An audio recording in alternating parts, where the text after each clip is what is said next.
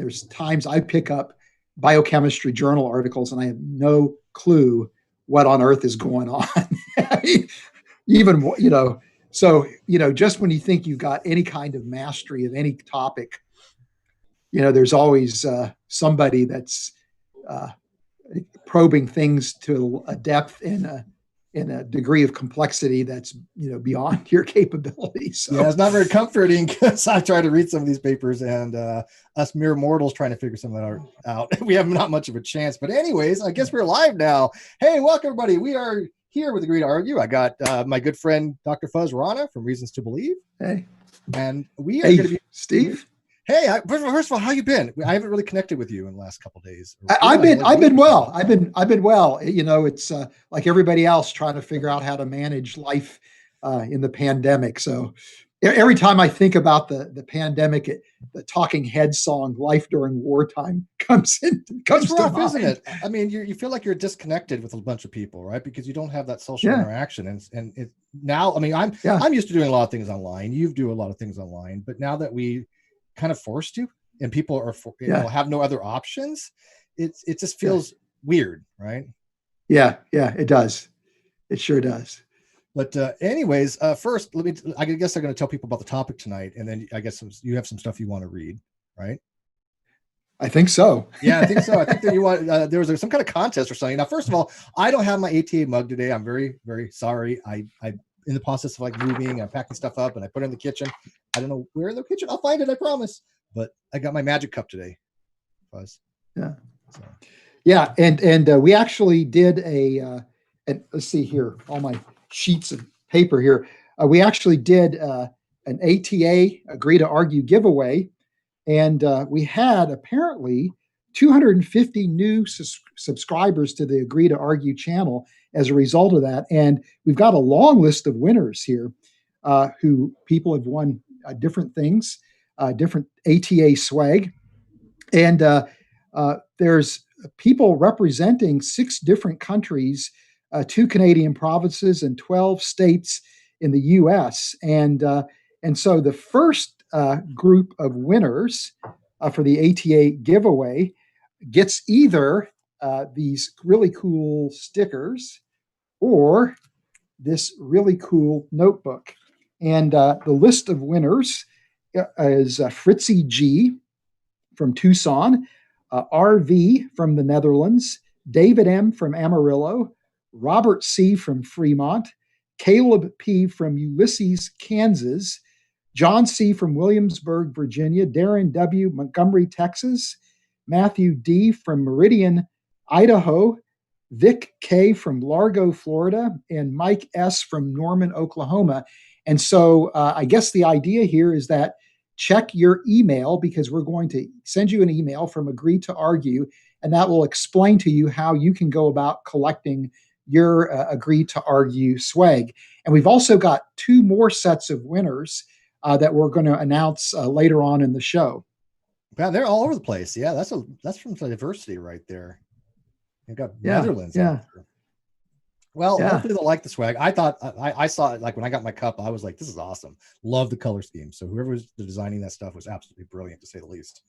But anyways, I think today we're going to be talking about a topic that, by the way, I'm not that familiar with. So I'm going to show kind of my ignorance today, kind of go along with the flow. I'm going to kind of let Fuzz here kind of take lead on a little bit, even though he probably doesn't want to. But we're going to be talking about intelligent design and good or bad arguments for complexity arguments. And granted, you have pretty much a in-depth knowledge of this particular topic, which I don't have, but I'm going to try to do my best to kind of tell you what I think maybe are good arguments, what are bad arguments for it, and just kind of weigh the teleological versus the teleonomic aspects of this particular argument. Sound good? Yeah, that sounds good. Well, maybe one place to start is, maybe laying out some background just so people have some context before we kind of plow into the conversation.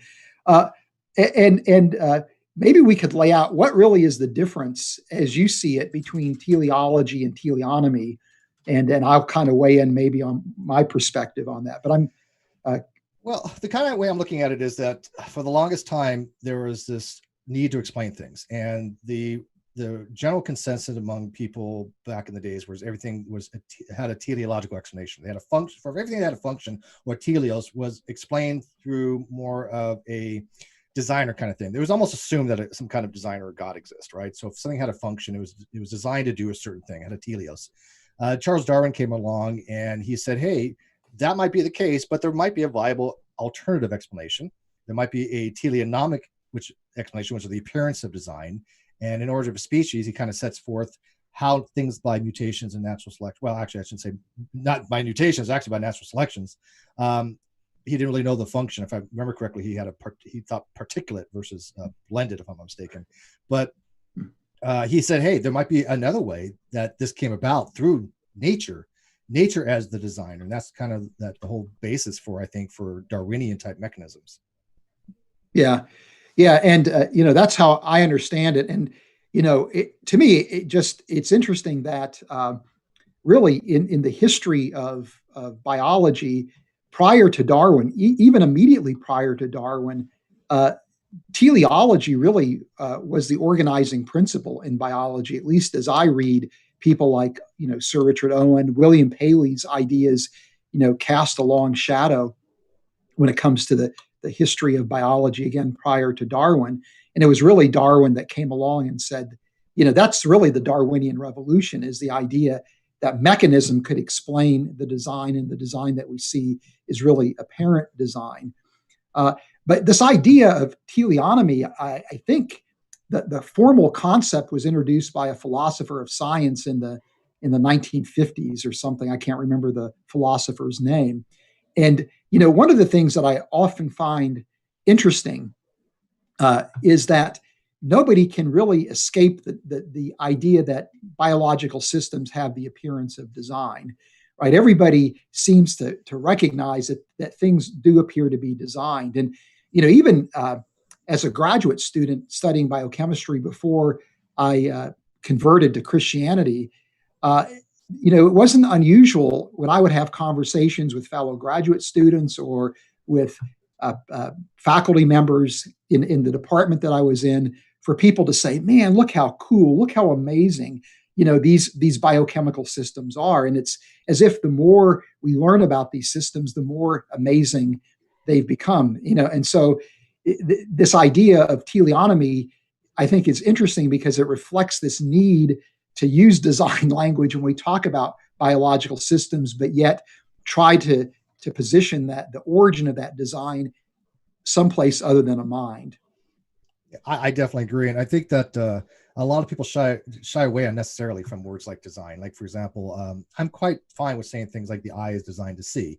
My hand is designed to grip. My cup is designed to, my invisible cup is designed to hold fluids of some kind to drink out of. It has a design feature to it. And I think that there's an analogy that people try to make in the intelligent design community, that if something's designed, it has to have some kind of designer. And what Darwin's gave to the world is that maybe it doesn't necessarily have to be some kind of intelligent designer. It could be just, because of the laws of nature, things are designed through iterations and trial and error kind of process. Yeah. Well, one thing that I find interesting also about this concept of teleonomy, and that is that, because part of the challenge to the design argument, one of the major challenges is that there are these bad designs in nature, and that we would expect evolution as a mechanism to produce suboptimal, imperfect, flawed designs, as evolutionary mechanisms are unguided, they're undirected, they're not goal-oriented, and they're usually cobbling together pre-existing designs to create new designs. That's the nature of the mechanism, where there's also a historical contingency imposed upon the process, where you may not wind up with the best design, but just simply a design that you're constrained to because of the historical nature of the process. But in that case, then you would actually, the concept of teleonomy seems to me intuitively, and maybe I'm not correct about this, but it seems to be at odds in a sense with the idea of evolution producing bad designs. So to me, that idea of teleonomy has never really sat well with me, because it's either saying we're just we want to use design language, but we want to escape the fact that things appear to be designed and the real possible implication that it might come from a mind, or things are flawed and so they shouldn't appear to be designed. And so in that case, teleonomy seems to have no place, in biology. So anyway, interested in your thoughts, your reaction to that. I think you have to look at it as, what would we expect? Okay, I think you probably would agree in biology, we would expect to see bad designs. As you said, nature works on what it has, right? Adaptation works on what is existing. It doesn't create anything new or novel. I think that's one of the most, misunderstood things. People think that all of a sudden you have to have some kind of completely novel new body plan, right? Something completely novel new feature. And I don't think that necessarily is the case, obviously. What nature does, it takes what it has and through natural selection will adapt it to the fitness spectrum based upon natural, what they call the selective pressures, right? So I think that we would expect that if evolution is the case, we would expect to see some bad designs. And so the question would be, if God did design something, would we expect him to also have some bad designs? And what would constitute bad design? I think it was Haeckel that actually came up with the term of teleology. I'm not probably pronouncing yes, that. Right. Teleology. Yes. And so he, if I'm not mistaken, he was actually a contemporary. He was a naturalist, contemporary of Charles Darwin and Thomas Henry Huxley. And so my question to you would be, if you purport that some kind of designer designed intelligently these mechanisms, one, how would we differentiate, biologically speaking, from mechanisms which are just by natural selection and one that were actually designed through some kind of intelligent agency? Yeah.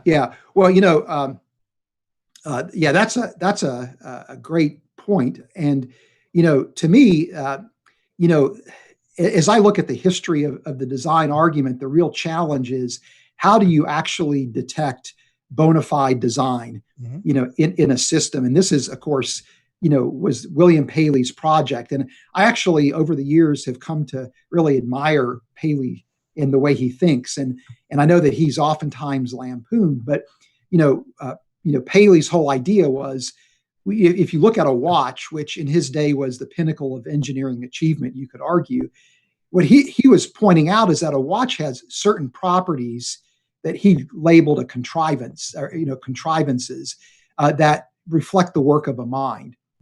And so Paley was arguing then that biological systems appear to be contrived and therefore appear to be designed. But the real challenge is then how, because Darwin came along, as you're pointing out, Steve, and said, well, those contrivances could be cobbled together by the blind watchmaker of natural selection. And so what I've done over the years is really thought through, how do we establish design in a rigorous way, and actually in a way that's scientific? And the approach that I like to take is to actually look at what archaeologists do, because archaeologists are, examining, a rock, and they're making a determination whether that rock is the work of some kind of agent, a hominin of some sort, or is it the work of natural process mechanisms? And so, the first thing that they do is they look to see, does this system have this appearance of artificiality to it, right? Does it appear to be designed? And then the next thing they'll do is they try to rule out other natural process mechanisms that could potentially account for that feature. And then they oftentimes will go into a lab and they try to replicate that feature to get a sense for what does it take, to produce that kind of feature, right? And so, so the whole idea here is that, you've got this three-pronged set of criteria that you're working on, and through that application of that criteria, you can actually, reasonably conclude that this is actually bona fide design, and you can even infer something about the nature of that designer, from the features that you observe, as well as from what it takes in the laboratory to produce that. So I've actually modeled, my design argument over the years based on what archaeologists do. But in order to do that, wouldn't you have to have some kind of existing examples. For example, if an archaeologist sees a let's say like an arrowhead, right?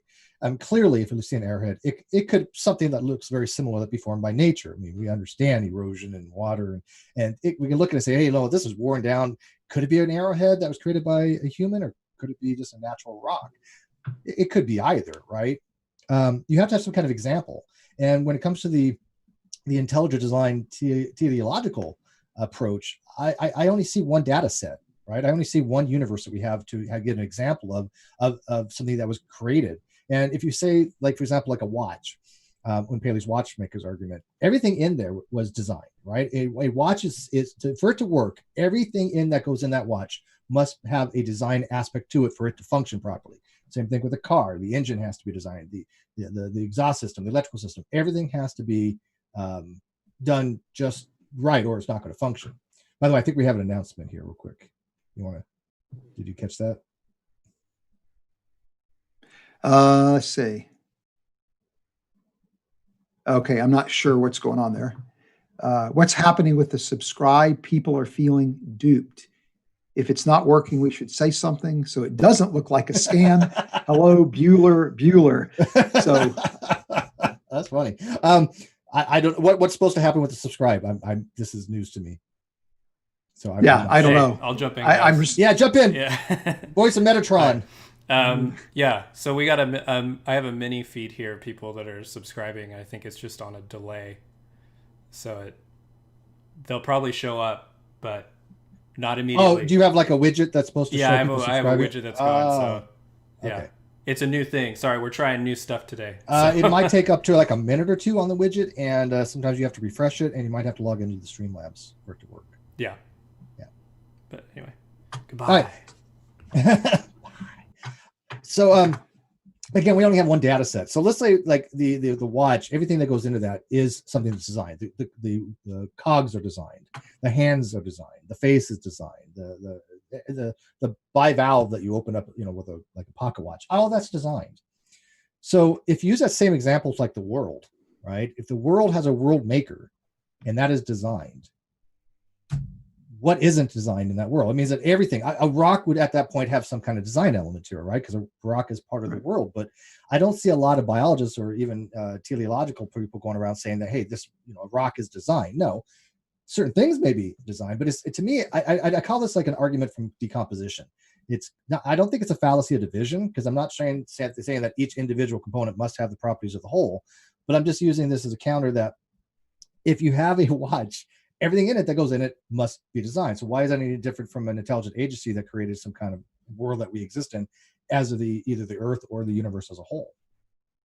Yeah, I've heard that objection before, and I've given some thought to it, and I'll go back and look at the way Paley was reasoning, or at least how I understand Paley's reasoning, because he wasn't because he believed that there was a mind behind everything. He would agree that everything that we see is ultimately the product of a creator. But what he was distinguishing was something that was designed from something produced through natural process mechanism, right? So when he's comparing a rock with a watch, I don't think he would say that, well, God isn't responsible, indirectly for the rock. But did he design the But rock? rather he was comparing really a watch, which is the work of an intentional designer, with a rock that is the outworkings of process. And so to me, I think that actually addresses the concern that you're raising, where you could say, well, maybe there's two modes by which this creator or this mind is producing things. One is through process, and one is through some form of intervention, some form of deliberate or purposeful activity. And so you could then say, well, yes, indeed, everything is designed, but now what we're doing is we're assessing the mode of design. So in other words, a rock would be something where you would say, we can't really tell whether or not this is the work of a mind or natural processes. But with a watch, we can tell that it was something that was produced through the work of a mind, not through natural processes. And as a biochemist, when I look at biochemical systems, I see, again, features that to me look like they would be more compatible with a watch than it would be with a rock, where it looks like this is the work of a deliberate work of an agent. Yeah, no, I don't think that a rock was designed one way or another. I don't think that even through natural processes, I don't think a rock is designed. I think because there's no functionality for a rock. What is a rock supposed to do? But I mean, as my friend Paul points out in the live chat there, he says it, kind of comically, but I think he has a good point. I don't know if you're familiar with the show The Good Place. Have you watched it? I've not watched it, but I'm familiar Brilliant with the show. Highly recommend. Even though it's over, but it's a great series. And part of that series is they have somebody designing the afterlife, right? Everything that goes into it, every molecule, every atom, everything that's in that good place has been designed by a designer, right? By a architect of some kind. So if God created this world, if he actualized this possible world of all possible worlds, sure, there might be certain things that we can look at and say, this has the appearance of design, like biological functions and metabolic pathways and all these other things where you go, hey, this is pretty impressive. But at the same time, he still had to design every feature that went into that world, including a rock. Just like a car maker, he has to design everything about that car, regardless if it has a function or not. I mean, it could just be an aesthetic, right? But it still has. Maybe you can argue that rocks have an aesthetic feature, but everything that goes into that system has a reason for it being there. When you have a complex system like that, does it not? It could, or if you see the designer as being more like an architect, where in an architectural design there's purpose, but there's also an aesthetic element, and those two are not necessarily mutually exclusive from one another. So, but to me, I also think you're getting into questions about divine action. Is God creating through process, or is God creating through what you might call fiat, or with in a more interventionist way? And so I would argue that again, God is responsible for everything we see in the world, but there are some things that he's responsible for indirectly, or because he is essentially put in place mechanisms that are going to then generate, causal outcomes. And I don't know that by looking at those mechanisms that you could necessarily conclude one way or the other that there's a designer. But to me, it's those other features that I think, would reflect the work of an intelligent agent. What do you think? Do you think the teleological arguments? Okay, like for example, Aquinas has 5 ways. He has 5 arguments that go into what he considered to be arguments for some kind of intelligence. In this case, it's obviously the Christian type God that he was arguing for.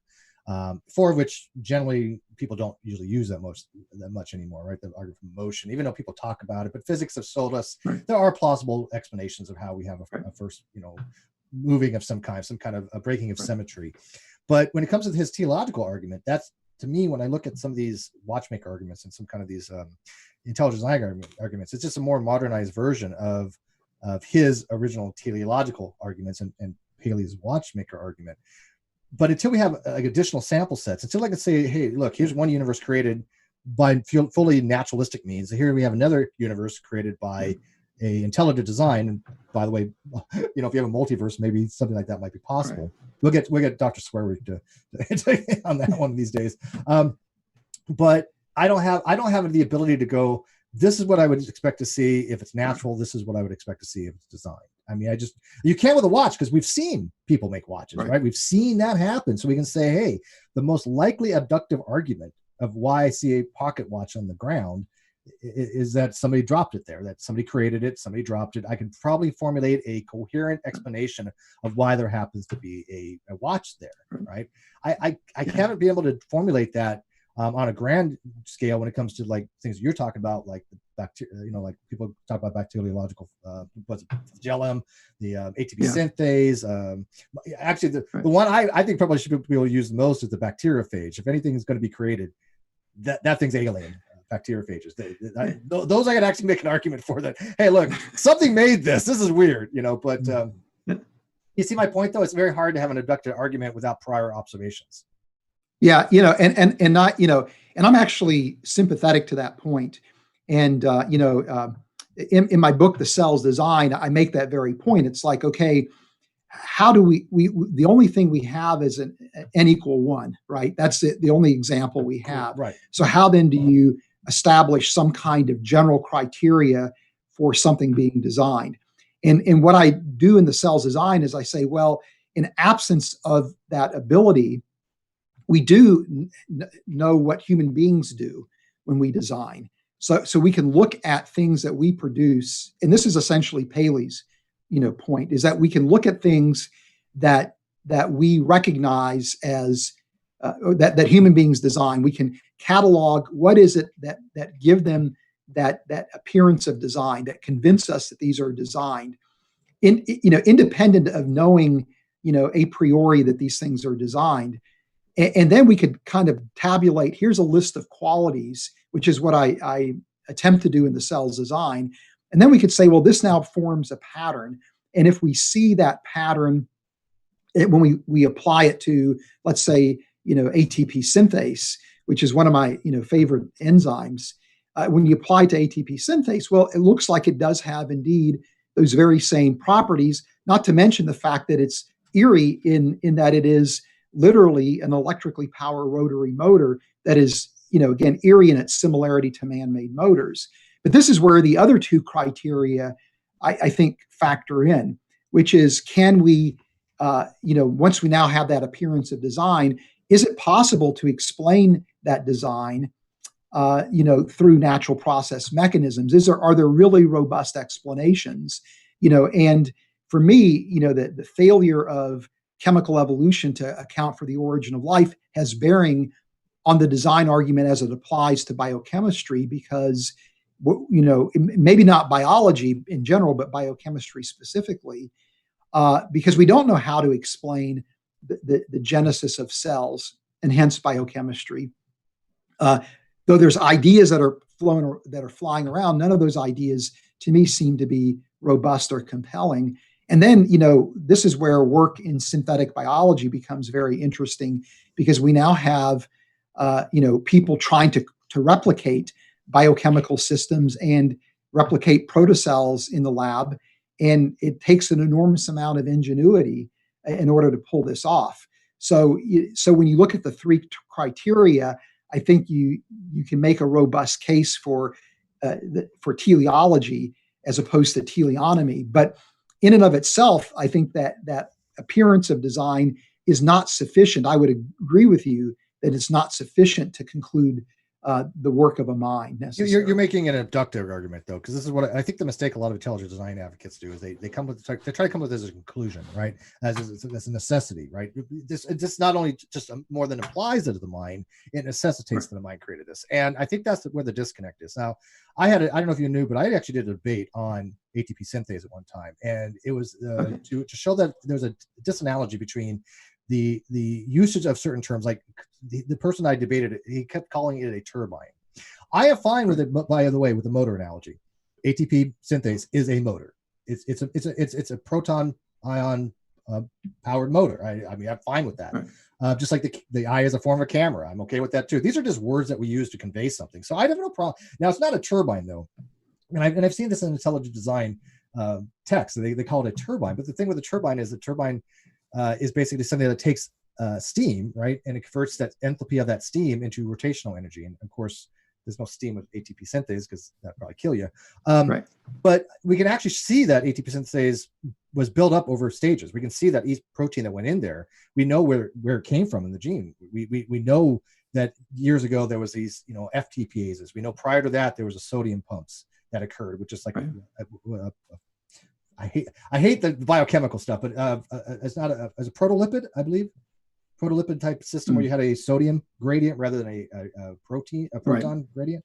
So we can see that there's precursors to these things. It's not like ATP synthase just created itself overnight. We can see that there was iterations upon iterations, which we would expect if natural selection is the case, acting upon these microtype systems. Obviously, there's a way that natural selection works a little bit different on these types of subsystems as opposed to a species as a whole, right? But there's still a fitness to be had, right? If these things weren't producing ATP, it wasn't giving some kind of advantage to the animal, then it wouldn't be selected for, clearly. I mean, that's the reason why animals are so complex now, is because they have much more ATP production than they would have had by other biochemical pathways, right? So it did confer an advantage to them.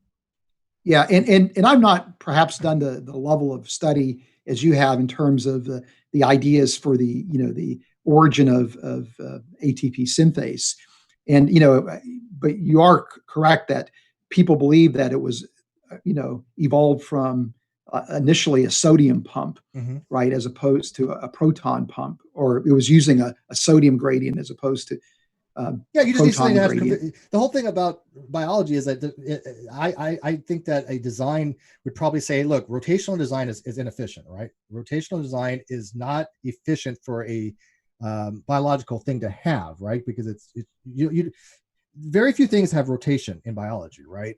So what is it about the ATP synthase that caused rotation to occur and to actually convey some kind of advantage because of it? And that we can actually see with the sodium that because of the conformation, well, here it had conformation changes, but we can actually see there's going to be a rotation to be had. I mean, just like you have convection, you have rotation to be had, and somehow that became a biological function of the system, right? But normally that probably wouldn't happen. Would you agree that rotation for a biological system is very inefficient, to say the least? I don't know. I don't know one way or the other. I don't think I've ever thought about that one way or the other. But even back to your point about the idea, is this a turbine or not? Because what is happening with in the turbine portion of the ATP synthase is the conversion of mechanical energy into chemical energy. And so true, while let me correct it. I should say fluid. Somebody actually points this out, and they're right. I shouldn't have just said steam. A turbine is a fluid system. Steam is a fluid, clearly, but a turbine is a conversion of fluid energy, right, into mechanical. And ATP synthase is not fluid that converts the energy. It is because of the I keep on saying proton gradient difference. But it is an energy conversion system where you're taking, first of all, you're taking the it's electrochemical energy, but you could think of it very loosely as electrical current. And that electrical current is generating that rotation, the mechanical. I thought it was due to conformational changes. If a proton comes on into the ion channel and it latches to one of the residues, right? And so if I'm not mistaken, for ATP synthase for humans, it has 10 subunits on the F naught region. And that actually produces a conformational change, and that conformational change is what actually causes the rotational energy to be sent down the shaft to the F1 region. That causes those down there to actually take the ADP and put it to another proton. Yeah. I mean, you are right, but you got these channels in the motor portion, and so so these protons are entering into the channel, but the driving force is the electrochemical gradient. So you do have this electrical gradient. Yeah, because you got a different potential with the protons. Right. But then you're right that as the protons are interacting with the different amino acid residues, they are causing conformational changes that's leading to that rotation. But then that rotation is causing an area called the cam to interact with the different subunits of the turbine. And that's leading to in effect, it looks designed. It looks designed, right? I mean, yeah, right. Yeah. Well, and what's interesting is, in people that are working in nanoscience and nanotechnology, one of their objectives is how do you create molecular scale machines that in which we can control motion. And so people have actually literally isolated, the ATP synthase and have incorporated it into these nanosystems, literally using it, as a motor to drive. I've seen it. I've actually seen, and we got to get to the second winners. But one of the most fascinating experiments I've ever seen is when they actually take part of the ATP synthase. I think it was probably the F naught region. No, it was actually the F1 region, and they put a little filament of actin or something on it, and put a charge to it, and it spun. I mean, that's incredible. I mean, that's producing like it's a motor. I mean, it is a motor. Electrically speaking, it's a motor, but I think we have some more winners that people want to know if they won or not. Yeah. So I guess it's your turn to announce them, huh? Is that right, Steve? Oh, well, I guess so. Yeah, I got to pull it up here somewhere. Let me see here. This would be set 2, I believe, right? So these are the people that won both sticker and a notebook, right? Yeah. So they get both the sticker and the notebook. I didn't get either, so I'm a little bit envious here. Okay. Rob V from Toronto, Ontario, Canada. Paul C from Hull, United Kingdom, England. Christopher R from United States. Robert C from, I'm going to butcher this, Rodemark, Germany. And Tony R from Houghton, Missouri. Congratulations. And if I butchered any of those things, I do apologize. I'm horrible with names, like really bad. Oh, and there's actually a few more, Steve. Oh, well, there's more. Oh, okay, well, there's page 2. There's more. Okay. Let's see here. David M, Rapid City, South Dakota. Christy R from, oh my goodness. I can't pronounce this. You want to give it a shot? I do not. I do not want to give it a shot. I'm so sorry. Mexico, yay! We're two gringos here, man. Oh man, I took Spanish and I can't. Couch-tamalic. I don't know. Christos from Grove Heights, Minnesota. Matt C from Melbourne, Florida, and Clarence T from Winnipeg, Manitoba, Canada. And by the way, is that Paul C? Is that the Paul C that I know? Because I do know Paul C, and he is from United Kingdom, and I think he might be in the live chat.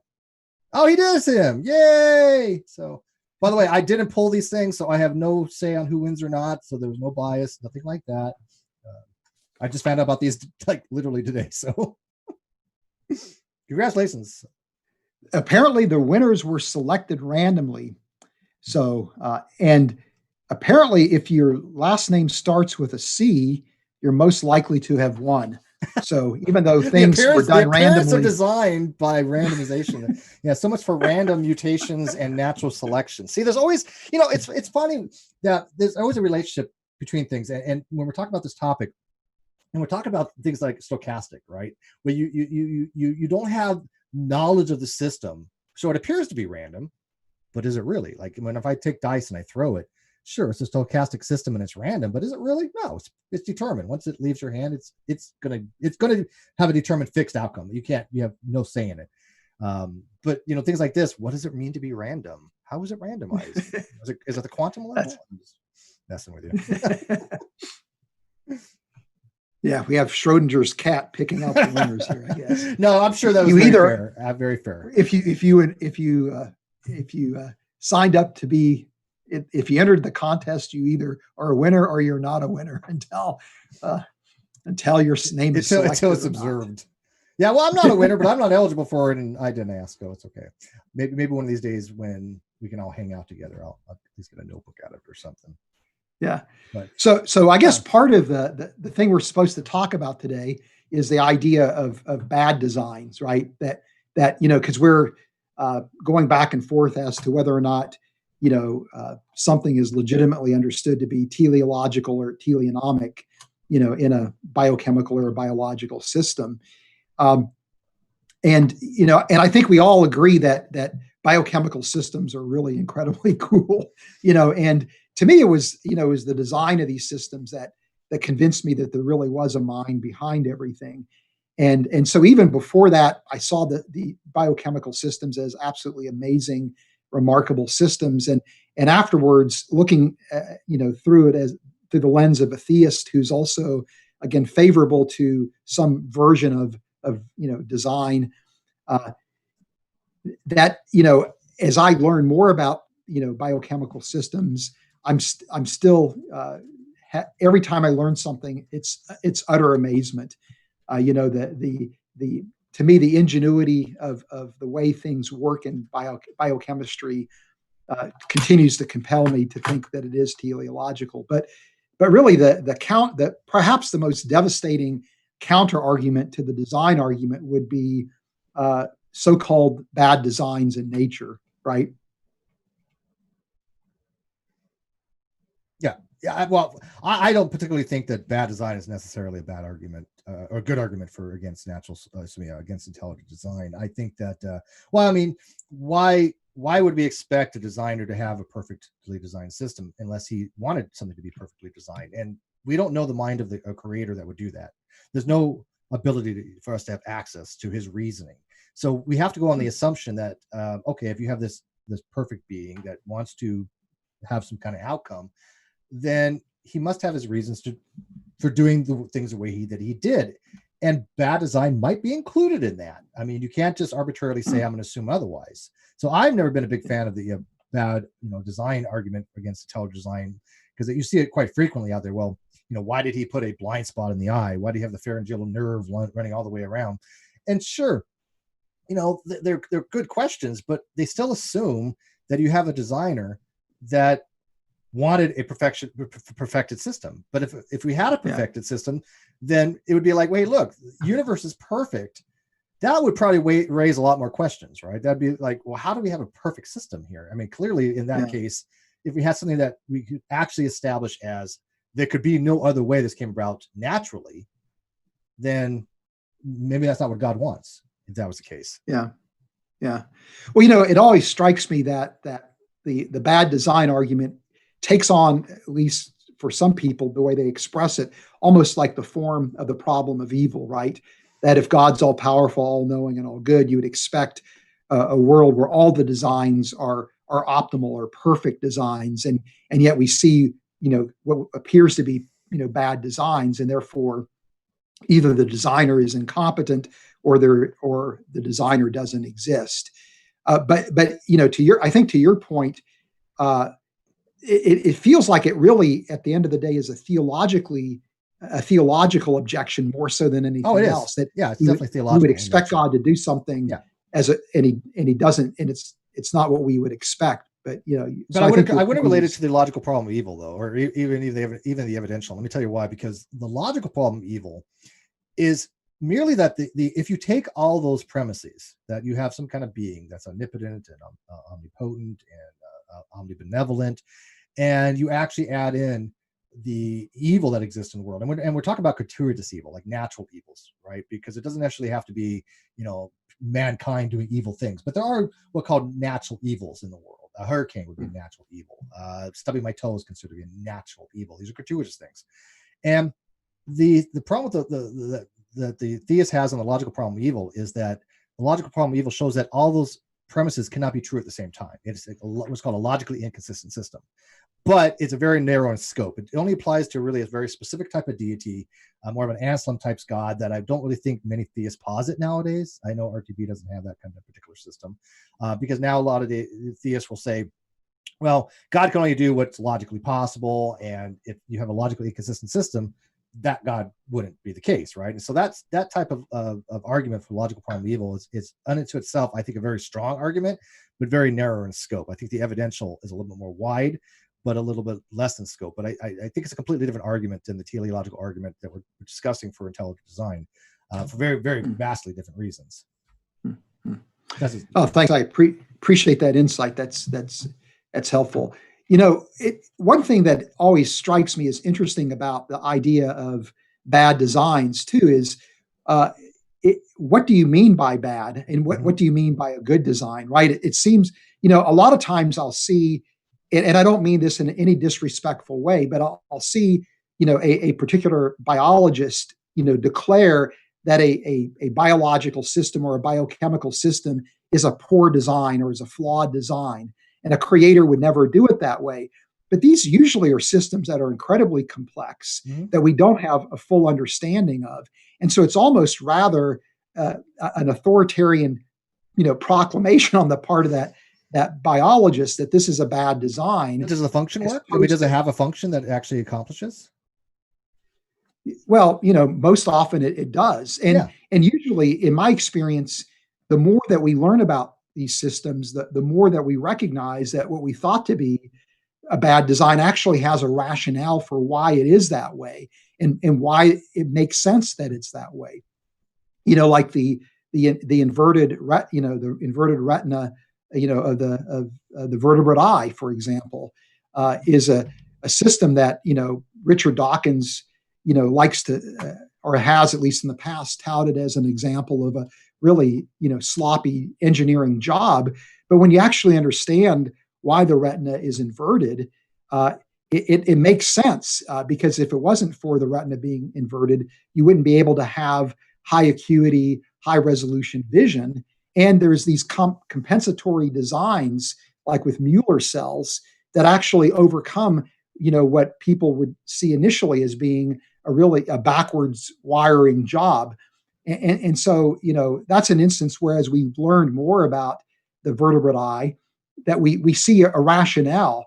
Now that rationale may not be compelling to somebody who who thinks or sees the retina in teleological terms, but nevertheless, as someone who's a theist who's favorable to design, you can come to the table and say, well, here's a rational explanation. So a lot of times, these proclamations are made based on really an incomplete understanding that I don't know that does anybody any good, right? To assert that kind of conclusion, with incomplete understanding. Yeah. Before we get to the Q&A, I'd like to touch on that for a second. What would it mean to be a bad design if the design, like for example, like the eye we have now in the mammalian eye, that's how we actually perceive the world, right? We have some kind of sense data that we get, good, bad, or different. We have no idea what the actual universe is like. I mean, we have to perceive it through a biological filter. And each stage of the eye, each iteration throughout evolution, obviously nature has to work what it has. But was that a bad design? When you had the first pigment spot, was that a bad design? When you had the first concavity, was that a bad design? When you had a first membrane, was that, that acted as a kind of a preliminary lens, was that a bad design? And each step of the way, because Darwin pointed out how the eye evolved. I mean, that's one of the things that he started with was in his book, Origin of Species. He's like, hey, teleologically, the eye looks complex. I mean, how did this happen? Do we know how this happened? And he goes on to explain through natural selection how it could occur. But to say that's a bad design, we would have to say the mind of the designer. Why did the designer design it that way? Same thing, like even for an artist. If an artist is more aesthetic rather than functionality, but it's still, why did the artist do this in this particular art? Well, without asking him, you don't know. Right. So I think that, to me, I don't use the bad design argument against intelligent design, because until we know the mind of why the designer did it that way, we have no idea. It's just an assumption at that point. Right. But I think we have some Q&A coming up here, don't we? Okay. Yeah. Sounds like Before we do that, I just want to shout out a few new subscribers. Katie Johnson subscribed, Brian Rohrenbacher subscribed, and Gus Baldion subscribed. So thank you guys for subscribing. Awesome. Thank you, guys. All right. Let me see if I can go through these. I'm going to try to read some of these out for you. Some of them are to me, some of them are to you, and I get some of both. Okay. All righty. Okay. Yang C ask, can you explain needing a non-design universe? Can you not say that life looks more like an engineered watch, say, than a non-engineered puddle of water? Thanks. Well, that's what I'm saying. We only have one data set, the universe itself. Now, again, we can get into the whole thing if there's a multiverse out there. And I accept a level 1 multiverse, which is basically a Hubble's volume. That makes sense. Okay, sure. But when you get to these level 2 and level 3, I don't know why they would exist. I actually legitimate asked Dr. Swearing the question, if God created a multiverse and we can never go to those other universes because they're spatial temporarily locked from us, why bother? Why did he create it? He just said he did, right? I mean, he doesn't necessarily have to make an ontology for it. But we only have this one universe to draw from. And so this universe is either the case, it is either the case that it was intelligent design, or it is not the case that it was intelligent design, right? There's no other options. But with only having one universe to look at, I don't know what a designed universe would look like as compared to a non-design. So the intelligent design advocate makes an abductive argument that we've seen intelligence design things before. We've seen complexity in systems. So if we see something that looks complex, there could be a high probability of designed by some kind of intelligent agency. That's the basis behind the intelligent design. And there might be something to it. I'm one of those few people that I don't have a problem with the intelligent design argument. I have a problem with the intelligent design argument set up as a scientific position that hasn't been established yet.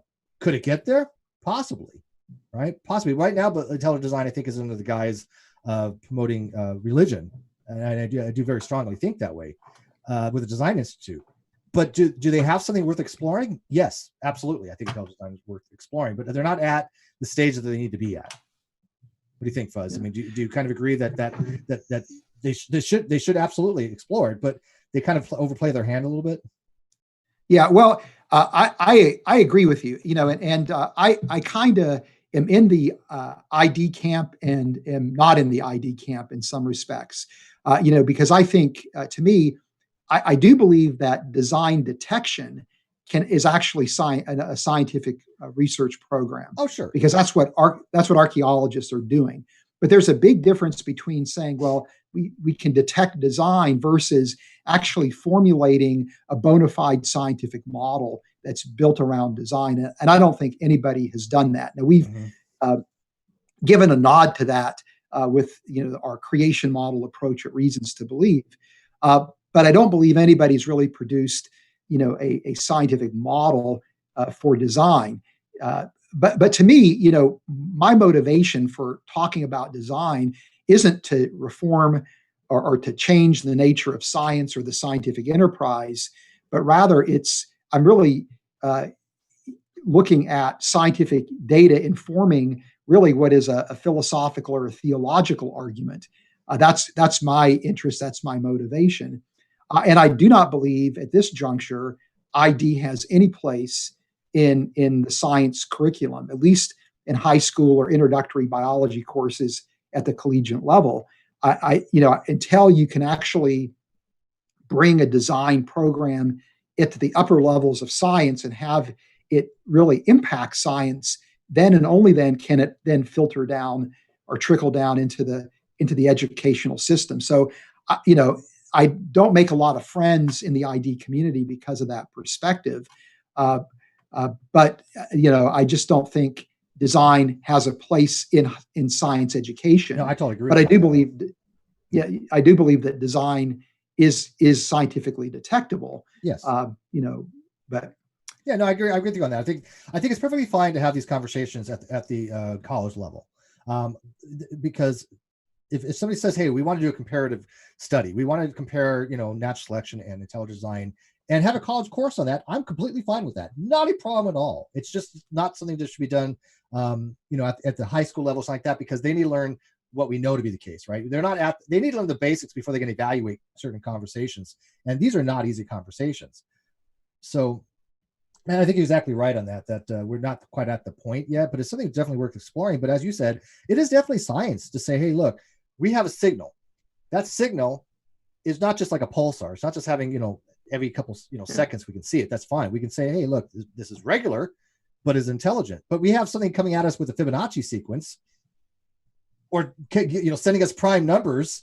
We're going to look at that and go, there has to be an intelligent agency here, right? I mean, that's how science would work. Yeah. Science would say, right, we have a signal coming to us. It is relating to us repeating Fibonacci sequence or something like that.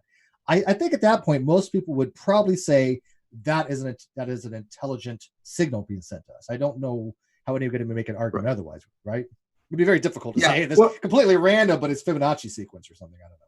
Well, and to me, what's interesting then is just the reasoning that is implied in that conclusion, because you would first of all say, well, this looks artificial, right? Mm-hmm. It looks like it has the appearance of design.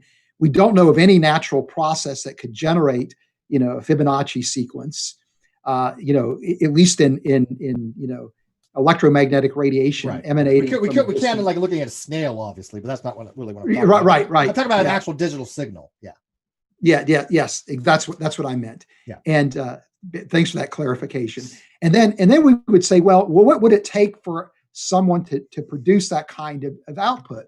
Well, obviously, that gives us some sense for what maybe that intelligent agency is capable of, or something. So in a sense, that criteria that it would be used there is what I'm trying to apply when I'm arguing for design. Yeah, I completely agree with that. Again, yeah. I mean, think about it. When we send signals out, we do the same thing, right? We're hoping that an alien civilization will recognize that we're sending a signal to them that's not from some kind of artificial source. Right? Yeah.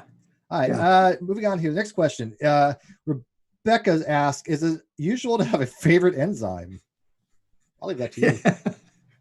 Well, I don't know if it's usual or not, but I don't know of many biochemists that have posters in their bedroom of their favorite enzyme. I gotta admit, ATP synthase is pretty amazing. I mean, again, I had to do a debate on it, so I had to really look into the nuances from a layperson's perspective. But even I had to go, man, this is a pretty cool enzyme, But that's funny because the guy that actually debated was actually trying to argue that ATP synthase was not an enzyme, and I'm like, what?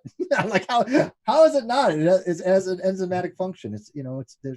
I don't know. I thought it was really odd that he was trying to argue that it wasn't an enzyme. I mean, what do you want to call it then? You know? Yeah. But you know, I guess as a biochemist, you just gravitate towards certain things that really just captivate your interest, and those tend to become things that you know. But the thing is, you know, what's amazing to me, just as an aside, as a biochemist, is people are still doing, you know, active research on the hemoglobin molecule, right? Mm-hmm. We're still discovering new things about hemoglobin. And one of the things that was shocking to me was when I was an undergraduate student learning about hemoglobin in my biochemistry course, I thought, well, we know everything there is to know about hemoglobin. I don't know why I had that idea, but I did. And then I was shocked to go to graduate school and realize people are still publishing papers. It's complex. Yeah, and I've read your book. And 35 years later, they're still publishing papers. You know, and so there's no end to how deeply you can probe, you know, these biomolecules. And we're still learning new things. And what we learn is just as fascinating today as it was when people first figured out the structure. Max Pruitt's of well, how long ago was that? Because I mean, I read Dinosaur Age and Dinosaur Blood and the Age of the Earth, and I've talked to Dr. Mary Schweitzer, and it was one of the things that she had actually shown was preservation using iron +2, which, if I'm not mistaken, is part of the hemoglobin structure, right? Right. Yeah. So. Yeah, it's fascinating stuff, and I mean, even to this day, when people, if they ever looked in what's called protein folding, it's one of the most complex things in the world. Yeah. Nobody understands protein folding, and even computers can't even understand protein folding. They just can't model it properly. But anyways, that's another show. Right? I would love to do a show with you on that one of these days, just on biochemistry, because I think protein folding is. If you're going to argue intelligent design, it's like, this is like really cool how a protein will actually have all these conformational changes because of the ion, you know, the differential and potentials, and yet it actually does something. It has a function. The protein does something. That I find to be amazing. That something that is just a physiochemical, you know, factor folds to something that actually has a useful purpose. Okay, next question. What is this show? Asked by Parallel Universe. We're still figuring that out. No, it's actually, let me give you a little background of this particular show, if I can, if you guys will indulge me for a minute. I have my own channel, Steve McRae. It's in the video description, and I have a couple other channels. And over the last, I don't know, like 4 years ago, I think it was, Dr. Fuzz Rana and Dr. Hugh Ross came on my channel, and we had an amazing discussion. It was just great. It was exactly what I was looking for. And they kept coming back. I don't know why, but they kept coming back, and we just had some amazing discussions, and we realized, you know, that we don't have to be adversarial in nature, as in, you know, hostility, because you see all these people having these conversations where you have two people disagreeing, and it gets very kind of vitriolic. And part of the things that I talk about on my channel is how to have productive conversations, how to use different things like Gray's maxims, cooperative principle, and different things to have a more productive synthesis, a dialectic synthesis. And you know, just instinctively, Fuzz is actually in that boat. And so we wanted to show people we can actually disagree and stuff and do it, have an adversarial type thing, an argument, but in a very productive kind of way. Yeah. And I'm still right. He's wrong. That's all that matters. Oh, and I should also mention that you do a thing on Facebook where you answer a question on Mondays, right? Yeah, well, off and on. You know, it ebbs and flows. When I've got more time, I like to do them once a week. Well, you took like 3 of my questions, and you did a magnificent job in answering them. I mean, I was like, man, you go into way more detail I probably wouldn't have wanted, but hey, you answered them, and that's what I respect about you. And that when you ask people questions, you don't want to see people obfuscate. You don't want to see people who are trying to dodge the hard questions, because I've had people do that. They're like, you know, they're just not going to answer that question because you know that they don't want to answer the question. They don't want to put themselves in the spot there. And by the way, you can not have to answer a question without obfuscating. You just say, look, I'm not familiar with this topic. I do that all the time. Look, I don't know enough to actually give you a valued opinion in this one way or another. But you actually have no problem answering questions. You know, Hugh's the exact same way. I don't know if you knew this, but I was just talking to Hugh on Twitter the other day. and he was trying to answer some of my questions. They don't shy away from that, and I really like that. So props to you guys on that. Let's see here. Thank you. Let's see here. What's this one? There's questions here mixed in with other stuff. So if I miss a question, please, I apologize. Let's see. Question to Fuzz. Here we go. To Fuzz. If we can't call something a bad design, if we don't know all potential reasons it's, quote, badly designed, then can we call design good if we don't know all the downsides? So I think that question is basically, how could you call something a good design if you can't know what it means to be calling something a bad design? Is that correct? Yeah, that's actually a really good question, and that's a fair question by all means, because when I talk about biochemical systems, I'll even use terms like there's an ingenuity, there's an elegance, there's a sophistication, and these are really maybe more, I wouldn't say emotional, but these are intuitive responses to the nature of the system as opposed to a really rigorous or robust. And so the point there is really a good point. To me, I would rather talk about a system as being fine-tuned or being optimal. So to me, I would say, if I'm going to say that a design is a good design, I'm going to say that there's a rationale for why it's that way, that we can demonstrate, clearly, that there's an optimality to it, which you can determine many times by comparing the system to other systems or by tweaking the system, or you could say the system is fine-tuned. And so those would be terms that I would use to make a case for design, as opposed to it's a good design or it's a bad design. And likewise, instead of saying, well, something's a bad design, you might say it's inefficient, or there doesn't seem to be an explanation for why it's that way, or it's suboptimal. Those would be better ways of describing what we would, say are good or bad designs, right? So that's a great point that the questions bringing up to the table. And the fine-tuning argument is really a specialized form of teleological argument. And by the way, I will admit this. Ages ago, I didn't really think a fine-tuning argument was that great of an argument. But then I actually started reading more into it, and there was a great debate with one of my friends, Dr. Alex Malpass, who debated Dr. Luke Barnes on that particular topic. And man, the fine-tuning argument is a lot more complex than I ever had imagined. And one of these days, I'm going to have to revisit it, and I'm willing to revisit this. I realized that maybe I had underestimated the fine-tuning argument, and I kind of maybe did exactly what I tell people don't do, dismissed it more than I should. But because it is a very complicated argument if you really look at the nuances of it. But it is a type of teleological argument, right? Yeah, it is. Let's see here. Steve, can you explain needing a non-design universe? Oh, wait. Didn't I just have this one? Oh, no. Can you explain needing a non-design universe? Can you not say that life looks more like engineering watch than saying a non-engineering puddle of water? Yeah, I think I read that one before, but I think it has I read that one before. But I didn't touch on the non-engineered puddle of water part. People may remember the one of the things against the fine-tuning argument was a puddle of water is basically going to hold whatever amount of water it can hold, right? So it gives the appearance it was designed to hold a certain amount of volume. And what's his name from Hitchhiker's Guide to the Galaxy? Dave. Doug Adams. Yeah, I'm drawing a blank. I'm telling you, I'm horrible with names.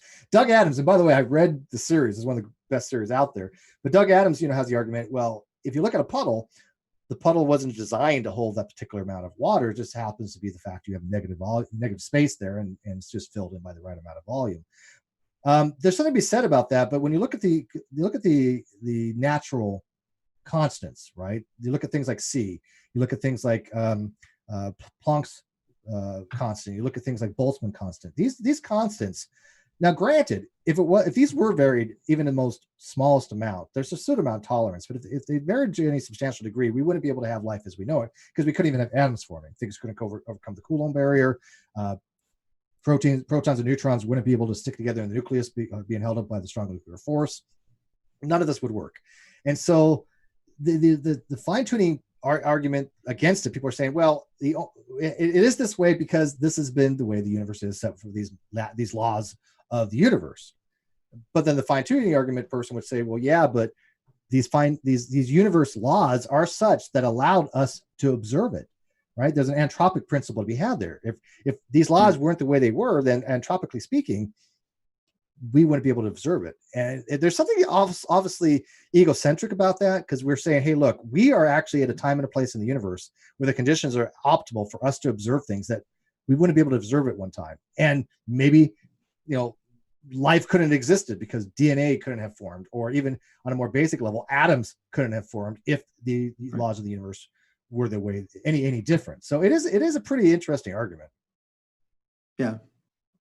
What do you think about that, though, real quick? I mean, Yeah. Well, go ahead. Yeah. Well, I'm persuaded by the anthropic principle and the fine tuning argument, and I'm actually working right now on a book called "Fit for a Purpose," where I look at extending that the idea of the anthropic principle in cosmology into chemistry and into biochemistry. And so, like with regard to this idea of a puddle, or hole that then is filled with water, and you would say, well, of course the water has that particular shape because that's the shape of the puddle. But the idea behind the anthropic principle, and I really came to appreciate this by reading the work of R.L. Henderson, L.J. Henderson, Lawrence Henderson, who was a physiologist at Harvard University in the early 1900s, who was the first person to actually present an anthropic principle type of argument. And he did it as a non-theist, by the way. So everybody credits Brandon Carter with the anthropic principle, but it really traces back to Lawrence Henderson. But he argued that there is something about the environment. His book was called Fitness of the Environment. But he was actually arguing that there is something built into the very structure of the environment that makes life possible, and that you would never even have the possibility of having evolution if the universe was any different than it was. And he was focusing primarily on water and carbon dioxide and just the really unusual properties that these systems have, that if they didn't have those properties, life simply wouldn't be possible. Any type of life would simply not be possible. And so his whole point isn't that it's the water is filling the puddle, but it's the fact that hole has a very precise shape, and that's the only shape that can actually have in order for water to fill the puddle. Do you hold to the strong anthropic, though? I mean, do you think that the universe was such that it had? I hate to say the word had, but the conditions of the universe, the properties of the universe, the laws of the universe are such that life was inevitable? Yeah, I'm moving in that direction very, very rapidly, based on the work that I've been doing on this book. That there just seems to be an inevitability to life in the universe because everything just seems to be jimmy rigged in that way. Okay, so if that was the case, we are conscious agents, right? We are able to apprehend the universe because of the way the mind is. And by the way, one of these days we'll have to get into the mind-body problem because it's one of my fascinating. But the underlying mechanism of the brain, the physiological structure, I think prohibits us from actually apprehending the universe in any kind of real conceivable way other than just our sense perception. And so I think that the strong anthropic principle, that the conditions are such that that the universe eventually has to have some kind of conscious agents to observe it. I find to be very, I said it before, but egocentric, right? Because you're literally saying that the universe it wants us to exist, or wants something to be able to understand it. Yeah. And it seems a little bit far-fetched just to kind of attribute those kind of things to a universe. Now, the weak anthropic I'm fine with, but I can see an argument be had for it, and I'd love to hear your argument at that. When you and to me, the version of the strong anthropic principle, I think we're beginning to run out of time. Yeah. To me, the version of the strong anthropic principle that I find interesting is that idea that the universe kind of has us in mind, is not so much, attributing that property to the universe itself, but rather to a creator that brought the universe into existence in such a way that life was essentially inevitable.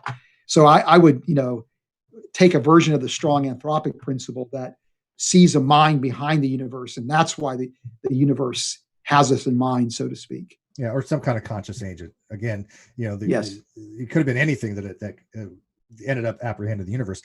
This one's like this is for you because I don't understand it, so I'll let you take it. The problem we have to monitor is the one of range of the organism's quote bad design, bad for the organism but good design for its ecology. Okay. Yeah, well, and in effect, that's part of the point that I was trying to make earlier, is that when you declare something to be a bad design, if you don't have a complete understanding of the system, what appears to be a bad design or a suboptimal design actually may have a perfectly good rational explanation. In fact, it may actually have to be that way when you think about the totality of the system, or how that individual system fits into a larger framework. So if I think I understand the question, that's essentially the point that I was attempting to make earlier. Okay, so I think we're at the time where people want to know who the grand prize winners are. Yeah, and so the grand prize winners get not just the stickers, not just the book, the notebook, but they also get the Agree to Argue mug, which is so cool. It's got the orange inside and the jet black interior with the ATA logo. So those winners are you going to announce those winners? No, go ahead. No, you go for it. Okay. These winners are Marty C. from Olathe, Kansas, Michael C. from Roseville, California, Lonnie C. from Tulsa, John F. from Fontana, California, and Doak S. from Santa Fe, New Mexico. So again, check your email inbox for an email from us, and that email will tell you how you can claim your valuable ATA swag. Yeah, and by the way, I do appreciate ever want to part with. Yeah, I am actually kind of like stunned. People actually, we're wanting some of this swag. I first of all, I think it's perfectly designed. So if people say, "Hey, what's an argument for design?" That cup, awesome. It was very well designed. This is what you call a good design. It's a good design. I'm not just fronting. I love the color scheme on it. Because I'm a big fan, like those kind of colors, black and orange, or and it's a perfectly sculpted hole for the puddle of water. It works great for my coffee. But I did want to thank everybody that put in for that. And if you guys have suggestions on future giveaways, if you guys want to let us know, either in the live chat now, or come back and leave comments on the videos.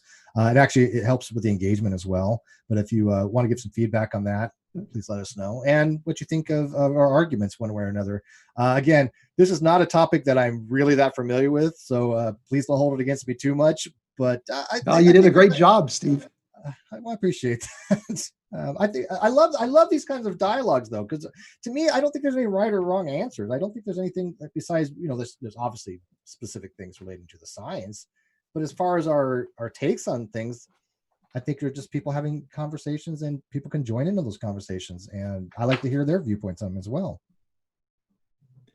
Yeah, and then I would just again remind everybody, as we're bringing the show to a close, is go ahead and check out the website at agreetoargue.com, or visit the Agree to Argue social media accounts, Facebook, Twitter, and Instagram at Agree to Argue. And don't forget to share the video of this with your friends and family members, and encourage other people to subscribe. And also love to hear your thoughts about what may be fun topics to discuss in the future. Yeah, and share it with your enemies too. And I got to tell you, sharing on social media is one of the best ways to promote things. We all live on social media. Find us on Twitter, and by the way, just for people to know that it's at Steve McCrae _ if you do want to follow me on Twitter, but it's actually in the video description as well. But come check out my channel. We have these discussions all the time with various people from the communities, and so if you're interested in more of a real-time thing when we don't have AT on, come over to my channel. We'll get you on, and we'll have a conversation. Yeah. Hey, and what are we going to be talking about next time? I think we're going to be talking about the the moral argument for God's existence? And can somebody who is a non-theist be moral? Is that what we're going to talk about? Yeah, I think it's something along the lines of does it require God to have moral agency? Does it require God to be a moral person? And that's going to be an interesting discussion because there's so much, I think, emotional investment in this particular discussion when it comes to people saying what they think is ethical, what they don't find ethical, what's morally permissible. It's gonna be fun. Yeah, it will be. And then last but not least, we also have a bonus segment that will be released later in the month called The Good, the Bad, and the I guess we're not saying the we gotta do it right. Right. You gotta according have to look. Anastasia, our showrunner. But that's a short segment that again is bonus material where you and I take a look at commonly used arguments from both perspectives, and then just talk about why we don't personally find those particular arguments to be good arguments to use. Yeah. So I want to thank people watching this. Again, I'm really humbled that we've had actually people just promoting this. I've had people ask me, hey, Steve, what are you going to be talking about ATA? How's it working with RTB? Because we really do want to reach out. We really do want to show that it doesn't matter to me whether you're a believer, non-believer. It's about the topics discussions, which I know for you guys is a huge diversity from your normal programming for reasons to believe. But I think it's working out really well, and I really appreciate everybody who came by in the live chat to kind of ask questions and listen in. Yeah, well, I mean, these are important questions that we're engaging, and we really think that these are questions that are worth discussing. But if we can't discuss them as friends, then I don't think the conversations we have are meaningful. And to me, what's always interesting is to learn what other people think, and I'm oftentimes surprised at how many points of agreement we actually share, and it's helpful for me to see somebody who's willing to challenge my perspective in a generous and thoughtful way. It helps me to go back and rethink things sometimes, or maybe formulate things in a better, more rigorous way. So we all benefit, I think, from having good high level conversations with one another, where again, just because we don't agree doesn't mean that we can't still be friends and appreciate and respect one another. Yeah, I think revising our beliefs is one of the most intelligently honest thing we could do. I'm happy that you're challenging my positions as well, and we look forward to be challenged by the rest of out there. So give us some comments of what you want to challenge us on. We're happy to take your questions. But with that, I think we're going to wrap it up. And congratulations to all the winners to the contest, and we look forward to having more goodies being sent out to people.